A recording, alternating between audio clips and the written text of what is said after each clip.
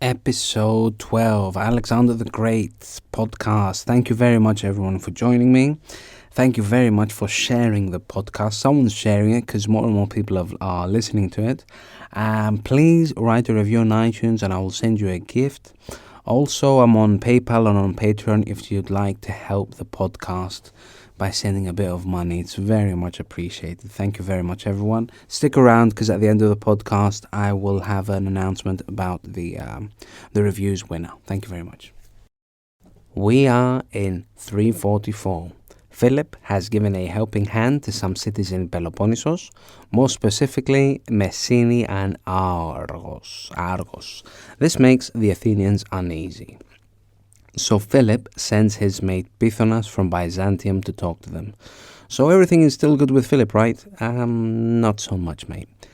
Philip instructs Pythonas to tell the Athenians he's open to changing the terms of the peace of Philocrates.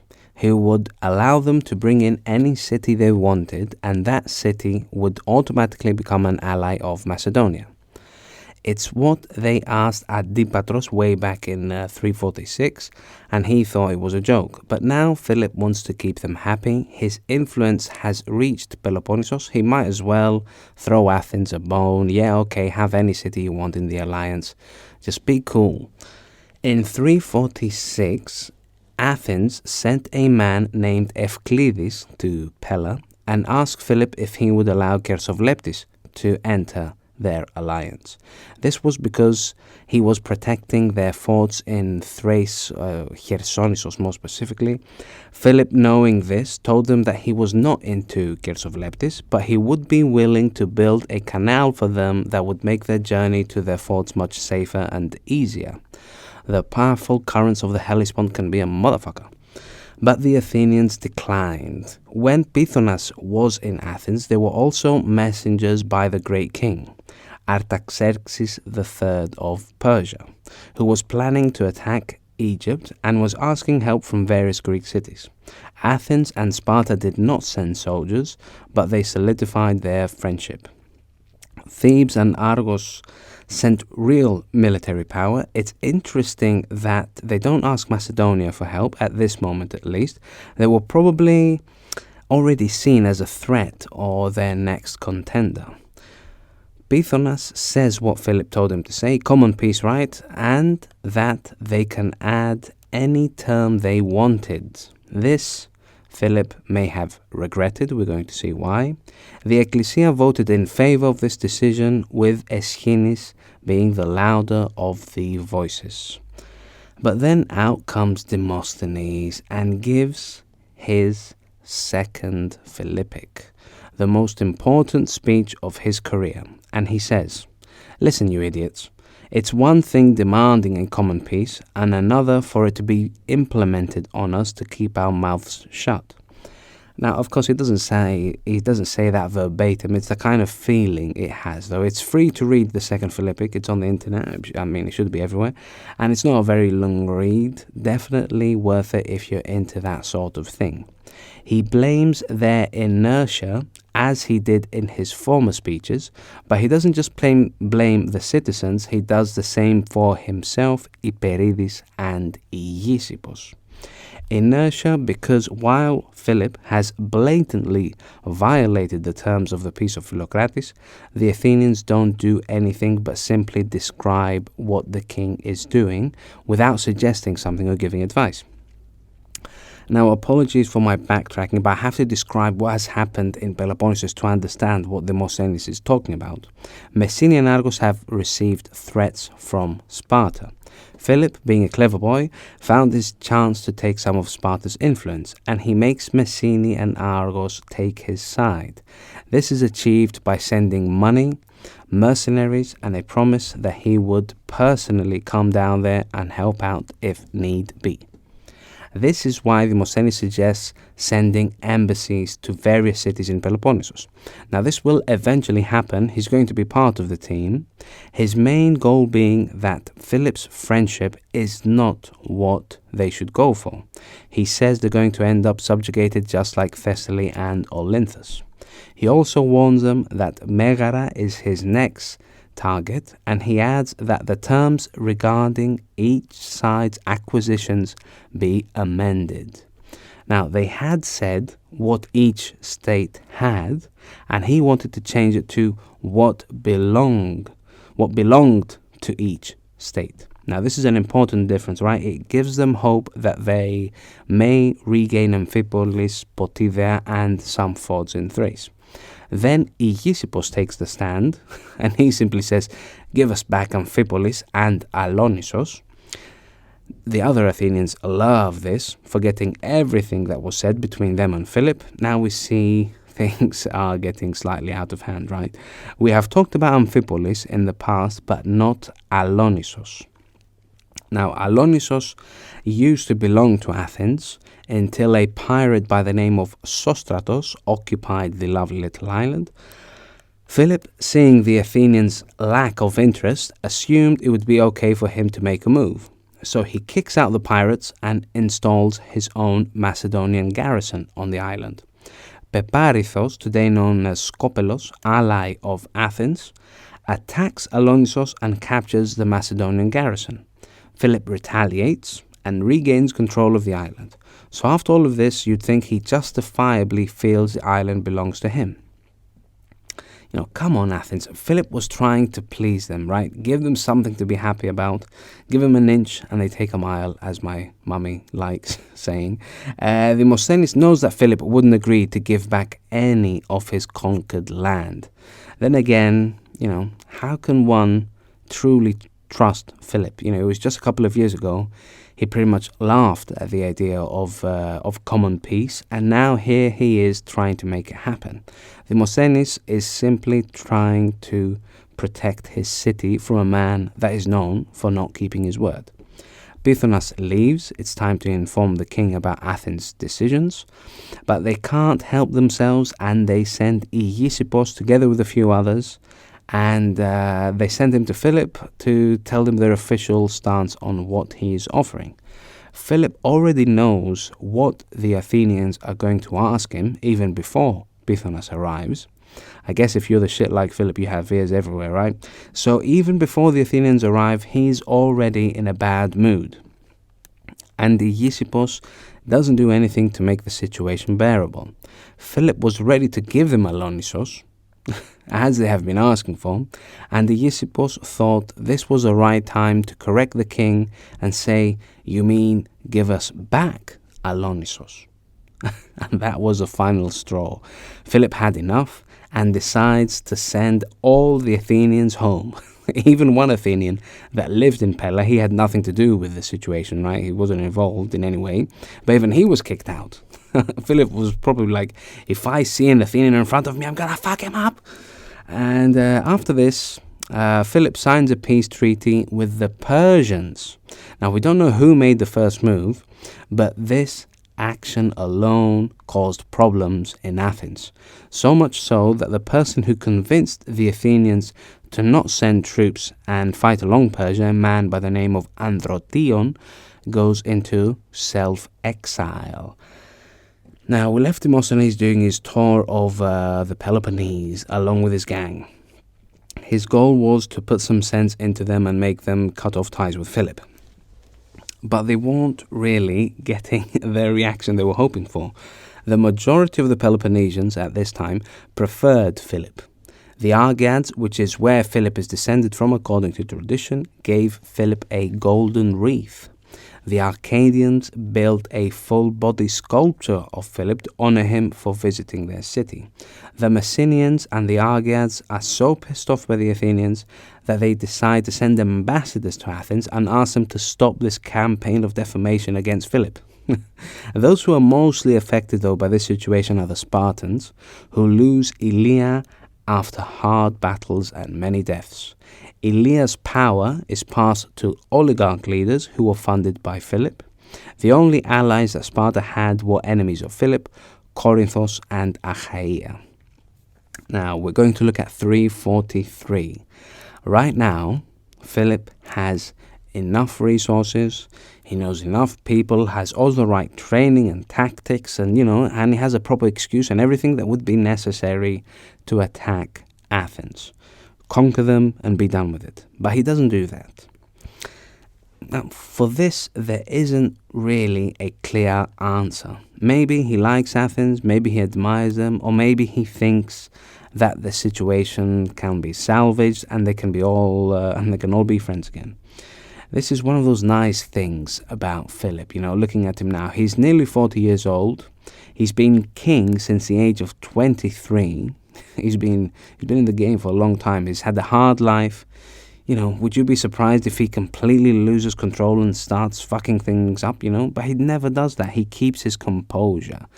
He controls himself, it's, nice thing to see. Good for Philip. Interesting things are also happening in Athens in 343. We have Philocrates being dragged to court by Hyperides. Now, Diodorus says Hyperides was known for his hatred against the Macedonians.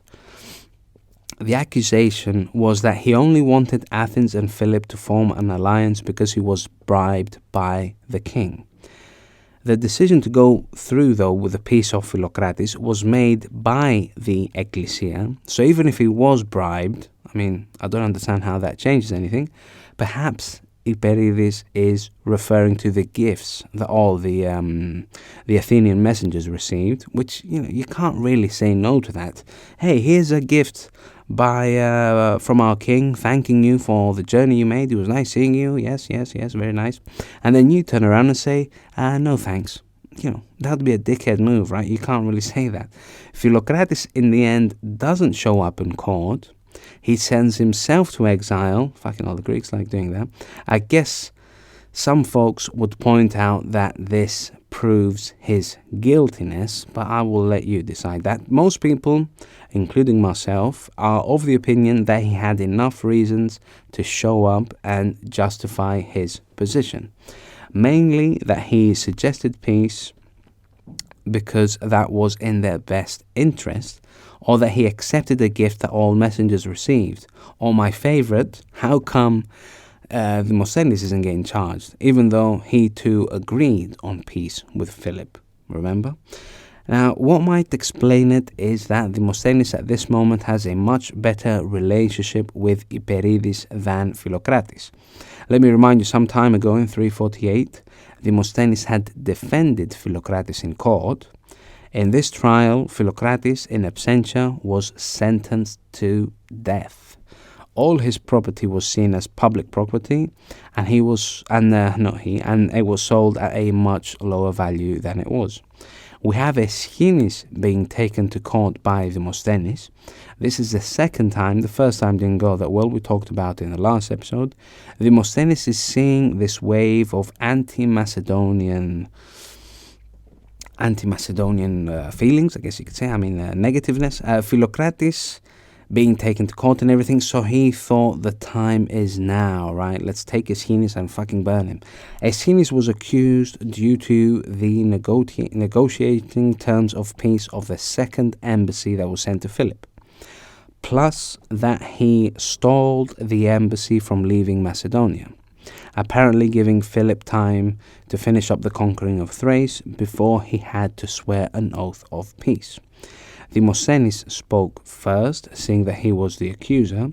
His speech is named on the false embassy, as is Aeschines' speech. Both speeches distort the facts to quite an extent, but it's still a rare piece of text because you can read both the accused and the accuser. When it was all said and done, 1,051 men over the age of 30 were chosen to decide if Aeschines was innocent or guilty. Demosthenes wants to somehow connect Aeschines to Philocrates, seeing that they both had the same goals. If Philocrates is guilty, so must Aeschines be. Demosthenes blames Philocrates, his old pal, of spending Philip's money on hookers and fish. He's trying to make Philocrates look as bad as possible, but he just missed the mark, and Aeschines is acquitted by a mere 30 votes. 30 votes. That's very fucking close, right? At the same time, Philip is having trouble in Epirus, Arrivas, who was allowed by Philip to have power and keep his role, even though he made a bitch move against him in 351. We talked about it in episode 6. Philip has taken his stepson Alexander to Pella. Alexander is now 20 years old. Now, not the Alexander, different Alexander. Olympias, his brother Alexander, he would... now, he knew he would soon... No, this is Alexander I'm talking about, right? Alexander from Epirus. He knew he would soon be getting the throne of the Molossians. And he liked the idea, right? He's having a good time with Philip, and he is completely devoted to him. Arrivas has changed his mind, and he doesn't want to transfer power to Alexander, and he asked Athens for help, which he could do due to him being an Athenian citizen from his granddaddy's side. Philip hears this and decides he would invade Epirus. But first, he would send an embassy to Athens reminding them of the following. He agrees for a common peace, that the matters regarding the forts in Thrace and Alonissos be decided by neutrals, and finally, a joint campaign against piracy. Macedonia would pay for everything. The only thing he needed from Athens was ships and crew. By the time Philip reached Epirus, Arrivas was in Athens. And seeing that he was gone, he put his lover boy Alexander on the throne. Or you might have heard of him as Alexander the Molossan or Alexander from Epirus. Now, as I said, this Alexander is his brother-in-law, right? And if we believe Justin, he had sexual relations with him. Imagine having sexual relations with your wife's brother, with your brother-in-law. I mean, fucking hell. I mean, I can't... My wife has very attractive brothers, so I can't say I haven't really ever thought about it. But anyway, moving on. In 342... I'm sorry, I'm taking the piss. No, I'm joking, right? And moving on, in 342, Philip gives Alexander 3 small cities: Pandosia, Voucheta, and Elatria. So it's looking good, like this new relationship, Epirus and Macedonia. The Athenians apparently were thinking about sending an army to help Arrivas regain control of Epirus, but they decided against it. But not because they chickened out. At a later time, the Ambracians were going to have conflict with Philip, and they decided to ask Corinth, or Corinthos in Greek, for help. Corinth then asked Athens, and together Corinth and Athens sent military help to the Ambracians. Philip doesn't want to go against Athens, so he backs off. But he will make a new friend, the Aetolians, and he promised to help them take back Naupactos from Achaia. In the same year, 343, Philip helps a city called Oreus in Evia overthrow the democratic government. Their leader was a guy by the name of Ephraos, student of Plato, and an old friend of Perdiccas III, Philip's older brother. He had hosted him in Pella. He was overthrown by the oligarchs Philistidis, Menipos, Thoas, and Agapeos, with Philip's blessing. After they imprison Ephraos, and after Parmenion arrives with a few Macedonian soldiers, their tyranny is installed. Ephraos commits suicide or is killed while he's in prison, as did many other democrats. The lucky ones were sent to exile. In Eretria of Evia, insurgents are going to dethrone Plutarchos. They then ask Philip for help. He sends them 1,000 mercenaries with a man named Ipponikos, who together with Parmenion, who is already in Evia, install a tyrant called Clitarchos, banning the Philo-Athenian leadership in the process. Now, Evia is right next to Athens, right? I imagine this made the Athenians feel quite uneasy, making deals with their old friends. But we don't see him make a move against Charistos, who are a devoted ally of Athens. Aegisipos gave his about Alonissos speech, which we still have to this day, while Philip is campaigning against Epirus. He was talking about Philip in this speech and how the campaign against Epirus has direct relationship with Thrace, which I remind you is where Athens is imported their wheat from. It would start from the Black Sea and end up in Athens. He believed Athens had exclusivity in the Aegean and its islands. If they were to work together against piracy, as Philip requested, it is as if they are folding their exclusivity. And also having neutrals decide about Alonissos and the Thracian forts is like they're saying that Athenian claims are not self-evidently fair. He says again that Alonissos never belonged to Philip, so he was obliged to return them to their rightful owners. He means Athens, of course. Who else can control them? Not themselves, of course. They need Daddy Athens. And finally, the common peace that Philip is suggesting was unreliable because he already controls many Greek cities. With the Ecclesia's blessing and Demosthenes, everyone agrees with Aegisipos and they reject Philip's proposal. Now, something else that also happened during this time that may have influenced Athenian thinking, it was around 343 or 342, an Athenian called Adiphon had lost his political rights, but he returned and torched the shipyards of Piraeus in Greek. Demosthenes wants us to believe that he was bribed by Philip. Now, Adiphon was arrested, taken to court. He was defended by Aeschines and was acquitted. Demosthenes, though, doesn't give up. He takes it to the Supreme Court, Arios Pagos in Greek, or Ares Hill, it would be a strict translation, because Ares or Ares, we say in Greek, was taken to trial for killing one of Poseidon's kids, a prick by the name of Alonissos. Alonissos tried to rape one of Ares' daughters, and Ares himself was acquitted, you'd be happy to know. Adiphon, so the person who tortured the port, on the other hand, was found guilty and was sentenced to death. Now, he eventually paid with his life for his crime. Now, we're still not sure that Philip actually made him do it. Peter Green's amazing book about Alexander is of that opinion. Worthington, one of my favorite men ever to be alive, is on the fence about the matter. Now, it certainly could have been, it could have been Philip. Look how crappy Athens and Macedonia's relationship were at this moment. At the same time, Demosthenes convinces the Ecclesia to send help to Corinth. He says again that they have to send at the very least 5 ambassadors to Peloponnesos, look at all the shit that's happened in the past 2 years, and hopefully convince them to give up on Philip being an ally. Achaia, Lefkada, Argos, Messini, and the Arcadian League agree to form an alliance with the Athenians. Now, some of them had an alliance with Macedonia. I remind you, Argos and Messini.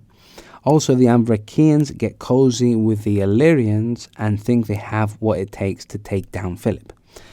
After all of this, Philip must have known that the peace of Philocrates has ended and conflict with Athens is emanating. Now, let's talk a bit about Alexander the future great. He is 13 years old. He has one of the most important periods of his life coming up, his tutoring under Aristotle, or in Greek, Aristoteles. We're going to cover that subject, hopefully in some detail. It's definitely not something we can just mention and leave, right? We're going to have to talk a bit about the greatest philosopher to ever live. We should talk about who have been his teachers so far. Now, for a considerable amount of time, he was tutored under a man called Leonidas. This man has a thing for the Spartan way of life. So he was teaching Alexander to live a simple life without much bling, much variety, or as Aristotle is going to say in his work, through discipline comes freedom. A very laconic phrase. And then, Jocko, as any Jocko fans, he heard it somewhere and he stole it, but don't feel bad for the Greeks. We are used to the West stealing our stuff.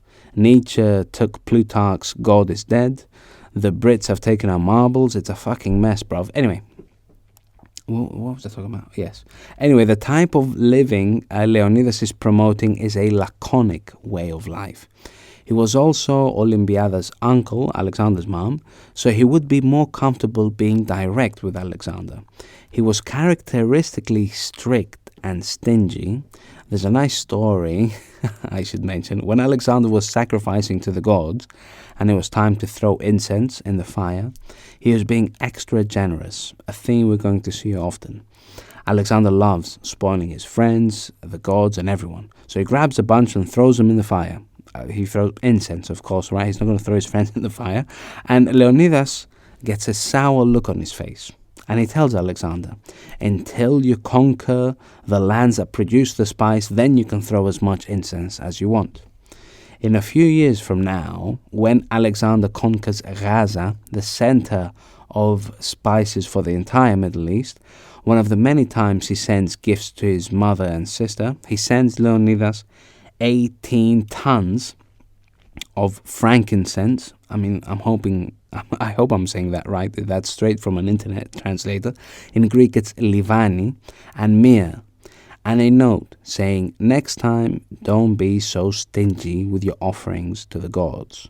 Now, with 18 tons of spices, Leonidas would never have to work again. If he resells the spices, he gets a nice little pension and chillaxes for the rest of his life. It's a nice little story, and we know Alexander lived a simple life for the most part. At least his first 25 years of living, you could make the argument he probably went slightly overboard towards the end. So you could say Leonidas' teachings stuck with him. But simply the fact that he sent Leonidas all those spices proving that he's overly generous. Leonidas could have been like, well, I guess you haven't learned anything. I don't need all this shit. Alexander's second teacher, a man called Lysimachos from Akarnania, he was the exact opposite of Leonidas. Lysimachos brought Alexander closer to his artistic side. He was seen as a smart and educated man, but he was a bit too much into flattering Alexander and any member of the royal family.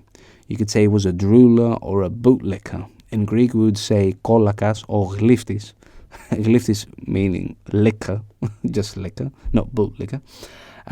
So one of those men that has his tongue so far up the royal family's arse, you can't really take anything they say or do seriously. He encourages Alexander to go after his fantasies. He would call him Achilles, or Achilleas in Greek. He would call Phillip Pyleas, like Achilles' father, and himself Phoenicus, Achilles' mentor. All this because Alexander, ever since he was a young boy, had a thing about the Iliad. From Lysimachos, he also learns how to play the lyre. Philip took the piss out of him for doing so. He said kings should only have enough time to listen to others play music. So it's like he's basically saying you have nothing else to do but sit around and play your crappy instrument. Fucking hell. One of the many reasons we think Alexander hated his dad, right? Especially when you consider that he made the above statement when the team of 10 ambassadors from Athens was sent to Pella in 346. Aeschines tells us a story that story of a 10-year-old Alexander who was entertaining them during dinner by playing the lyre and reciting poetry. He was a sensitive lad, Alexander, during these years. Sensitive, but not a pushover or a wimp. Just the fact that he was there amongst ambassadors from all over Greece. Wine, concubines and such, concubines. Apparently, concubines to the ancient Greeks were for pleasure and the wives for legitimate offspring and loyal guardians of the house. So just the fact that he was there proves that he wasn't just a giant pussy, right? And he doesn't get carried away with all this. We don't hear him going from escort to escort trying to find the right one or trying to find out what the new kids are doing, Far from it. If anything, he has a remarkable disinterest for fucking with the opposite sex, at least at this time. But he does like the wine. And he must see the difference between Macedonian drinking and other Greeks drinking. The Macedonians traditionally drink their wine unwatered, making it much stronger. when compared to Athens, for example, who like to add water to the wine and also would think unwatered wine is a barbaric way of drinking it. Barbaric meaning foreign, because they make barbar sounds, barbaric, babo. And this could have easily been Alexander. Whoa, look, Amindas, he just downed an entire amphora of wine. The Athenians can't believe it. Oh yeah, we're so fucking cool. And of course this kind of thing leaves their mark on our young little boy Alexander. Now, let's read the winning review. First of all, though, before we do that, I have to apologize to everyone who's written a review. I wasn't getting emails by my crappy service that I was paying for. They just stopped sending me emails for some reason. That I was getting new reviews until I switched somewhere else. And thank you very much. I've had a bunch of fucking reviews, and I'm so sorry for not reading them out. But so I'm not going to bore you and read all the reviews out and say who's won. So I'm just going to read the winning one. The title is Amazing Podcast, 5 stars. Love this podcast. In addition to enhancing my history knowledge, it has been a great company on long drives and walks. The narrator's voice is very smooth and makes you focus on the story. I really love this podcast and hope to get more shows by Michalis for other historical subjects in the future.